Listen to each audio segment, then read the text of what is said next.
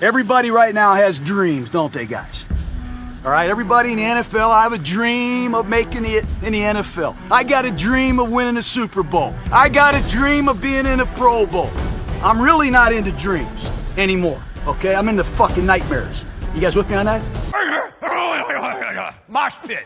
You gotta end somebody's dream. You gotta take their job. You gotta take their heart. Are you guys clear about this NFL shit now? We're not trying to go to the Peach Bowl. We're not trying to go to the Gator Bowl or the Bluebonnet Bowl. We're trying to go to the Super Bowl. The autumn wind is a pirate, blustering in from sea. With a rollicking song, he sweeps along, swaggering boisterously. The autumn wind is a raider, pillaging just for fun.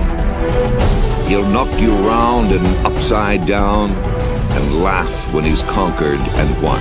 Just win, baby.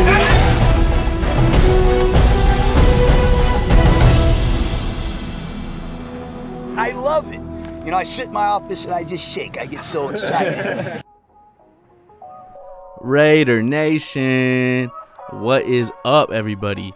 Hey, it's a happy Sunday over here in sunny SoCal, baby. The Raiders pulled off a nice cold, windy, sloppy victory in Cleveland, baby. Let's get it. I'm so hyped. Defense, way to answer back. Defense dominated this game. We saw a lot of missed opportunities for both teams on offense, which was disappointing. We'll touch on those. I want to jump into one thing that I thought was interesting real quick before we get started. Derek Carr, in games 40 degrees or under, he's 1-10.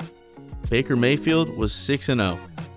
Now, obviously, there's a huge topic around, can Derek Carr win in cold games? He seems to struggle. Last year against the Broncos, he threw for 391 yards last game of the season in December. So, it was cold then. And he comes out today. He missed on a ball to Henry Ruggs, but, that was about it. He was pretty solid throwing the ball. He took chances running the ball. He seemed fired up. He seemed ready to go. I don't think this game really affected him that much. So he moves to 2-10 now with 2 straight victories in the cold. This whole year, it's Derek's year to prove people wrong. And he's doing that. Every chance he gets, he's proven somebody wrong. So shout out to Derek Carr for getting it done today. I know it obviously wasn't a dominating win. We didn't go out and score a ton of points, but we had the Ruggs touchdown called back. We had the drop ball from Waller on the first drive that ended up putting us in a field goal situation. We ended up missing that field goal. So there was points that should have been on the board that didn't get there. So I don't fault Derek for the fact that it was a low scoring game, but look, he went out there, got the dub. A lot of help from the defense too. Defense, I thought, played really well. We saw a huge uptick in blitzes by Gunther, and I think it worked. Abram was firing off the edge, trying to make plays here and there. Abram was flying around the field today, and it was so good to see him back. You can truly see the potential that Abram has, and I'm so stoked to see what he's got going forward. And I just hope that he stays on the field and stays healthy. That's already been an issue. He's had some scary moments already this year, had the baloney with Trent Brown, the COVID situation, but he's back, and we definitely feel his presence out there. So we got to be so thankful for this guy. He is definitely a leader and a tone setter for our defense.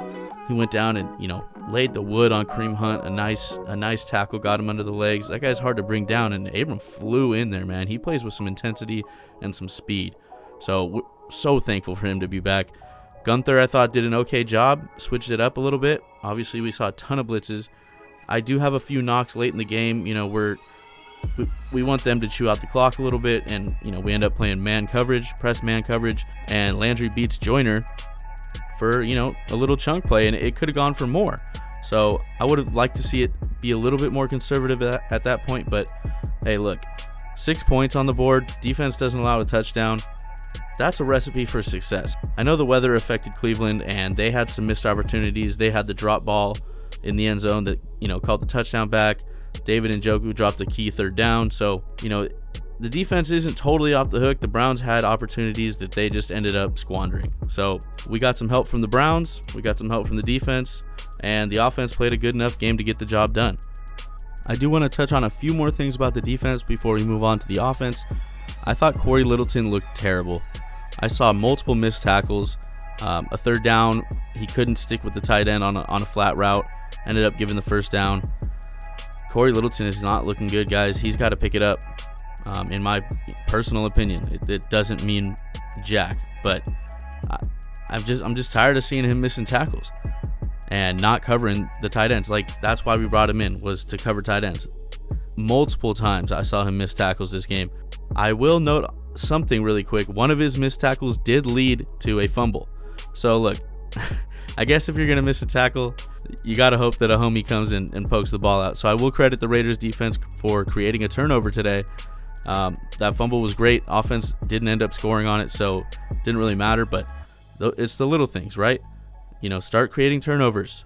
Give your offense a chance to go out and score. So those are big things, so I commend the defense for that. Corey Littleton has got to improve. He's been a real disappointment lately. Also, Nevin Lawson, man. Nevin Lawson got freaking smoked today.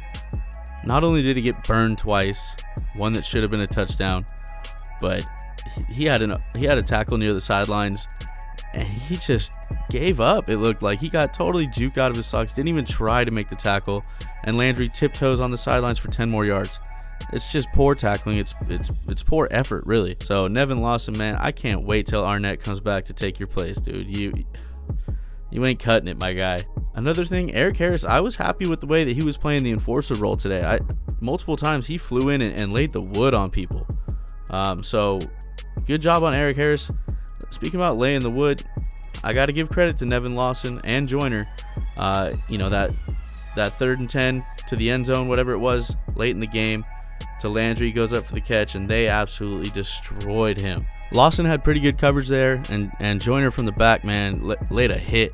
I was glad they didn't call a penalty there, because I think you could have. I think he made a little bit of contact with the back of his head, but he was trying to make a statement there, close out the game. I like it. It's great to see this Raiders defense making plays. I'm stoked about that, man. So all we can do is try to build, right? Let's try to keep building on this defense. I think it's a good thing that we don't hear much from Mullen because he's doing his job, right? I don't even know that they went Mullen's way this game. Actually, I didn't hear of him at all, and that's a good thing, man. I mean, remember when we had Nnamdi, people wouldn't throw that way. It was, he would shut down a whole side of the field. So, look, if Mullen can continue to be successful and keep getting better and better, he's got serious potential to be a true number one corner in this league. So look out for Mullen, man. Keep an eye on that kid. I don't think the fact that we don't hear from him in the game is a bad thing. I think it's a good thing. That's what you want from a corner. You either want to see interceptions or you don't want to hear from them at all, because that means they're doing their job, right? Nick Kwiatkowski, it's great to have him out there full time. You can definitely see the difference that he makes in that linebacking core. He's over there making plays, and he's always around the ball. Max Crosby too. Max Crosby is always near the football. That kid's got a motor. I love watching Max Crosby play. I'm still wishing that these guys could generate more pressure, though. We didn't really get to the quarterback today. So still looking for that D-line to, generate some real pressure. Other than that, defense, I think, played really well. So, look, I got nothing bad to say. 6 points. Can't do much better than that. I'll take it. I want to touch on a few things from the offensive side of the ball real quick. First thing is, obviously I said it before, Derek Carr did a great job. He missed the first throw to Henry Ruggs deep. I think he was trying to overcompensate for the wind. Ended up, overthrowing him a bit. That's fine, whatever. He threw a beautiful ball to Henry Ruggs later in the game into the corner of the end zone. I thought it was a touchdown, but, they ruled it incomplete, so they had to have, conclusive evidence to turn that call over, which I think was a poor call on the referee because, look, scoring plays are automatically reviewed, right? So why not give it the benefit of the doubt, call it a touchdown, and then you go and take a look to see if you can prove that it wasn't. I thought that put the Raiders in a bad spot, and the referee made a bad call there. Regardless, Henry Ruggs has to get those feet down. That was not that difficult of a toe tap catch. You got the first one down. The left foot's got to follow. You saw the left foot kind of drag in the air a bit, and then last minute try to get it down. It's not college anymore, bro. You got to get those toes down. So I look for that, improvement on Henry Ruggs' part on the sidelines. We saw it in the Carolina game on that flea flicker route. Now, granted, it was really good coverage, but he only made an attempt to get 1 foot down. I don't think he would have got both feet down anyways, but it's just habits. Like, he put 1 foot down, the other one carried. We saw it just now this game. Got the right foot down, the left foot carried in the air when he could have tapped both feet and, secured a solid touchdown catch call. regardless, great play. That's a touchdown in my eyes. I saw paint between the white and the green, so I'm pretty sure that was a touchdown. Got called back, whatever.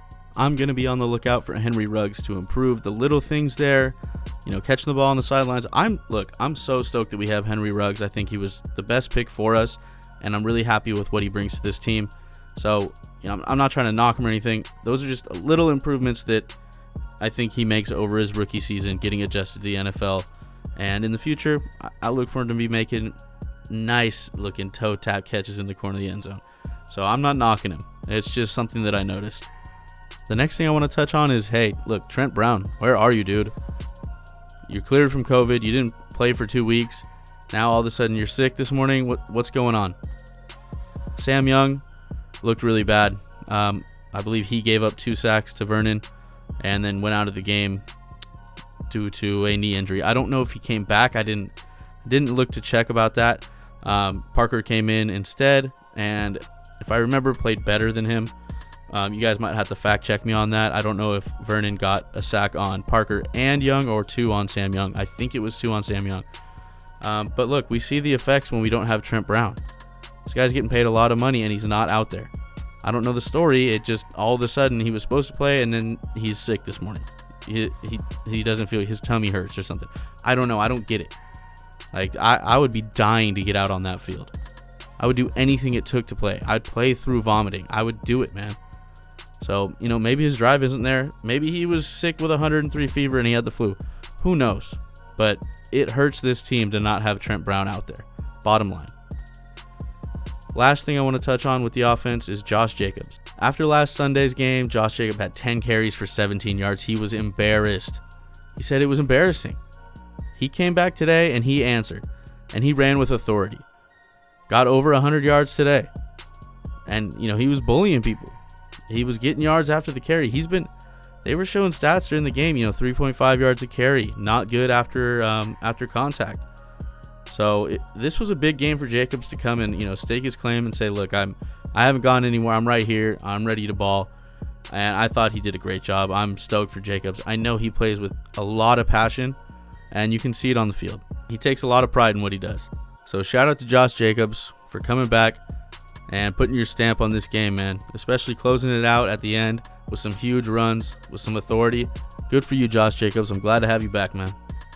I don't want to forget about the huge drive that the Raiders had. 15 plays, 8 minutes, 54 seconds to go out and cap it off with a touchdown.